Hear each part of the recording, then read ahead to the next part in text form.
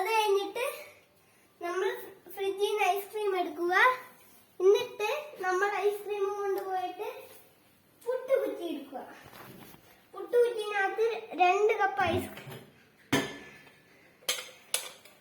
പുട്ടുകുറ്റിനകത്ത് 2 cup ice cream ഇടുക. എന്നിട്ട് നമ്മളെ കാഷ്യൂനട്ടും കാര്യങ്ങളും ഒക്കെ ഇട്ട് കൊടുക്കാം, നമ്മൾ എടുത്ത ഫ്രൂട്ട്സ് ഒക്കെ. എന്നിട്ട് പിന്നെ അതിന്റെ മുകളിൽ കൂടെ ഒത്തിരി ഐസ്ക്രീം.